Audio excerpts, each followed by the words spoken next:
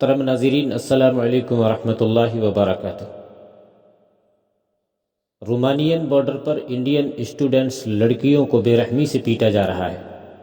हमारी गवर्नमेंट कोई मदद नहीं कर रही। तमाम कंट्रीज़ ने यूक्रेन में फंसे हुए बच्चों को निकाल लिया, लेकिन हमारी गवर्नमेंट अभी तक हाथ पर हाथ रखे बैठी है। हमारे मुल्क के हुक्मरानों की ये जिम्मेदारी है कि तमाम बच्चों को वहाँ से निकाला जाए ताकि वो खैर आफियत के साथ अपने अपने घरों को पहुँच सकें। देखिए इस वीडियो में एक लड़की किस तरह घबराई हुई नज़र आती है और मदद की गुहार लगाते हुए इंडियन एम्बेसी के वर्कर्स की शिकायत कर रही है। तो नाज़रीन देखिए इस वीडियो में इस लड़की पर किस तरह घबराहट छाई हुई है। ये अभी आप क्या कर रहे हो? इंडियन एम्बेसी में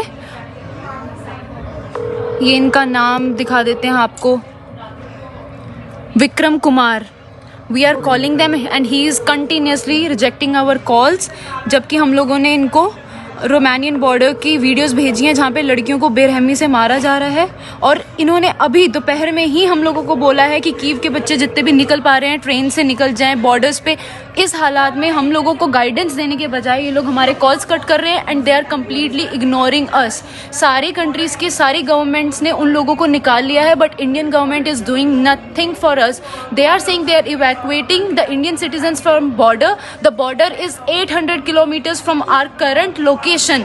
How are we as a student supposed to reach those borders?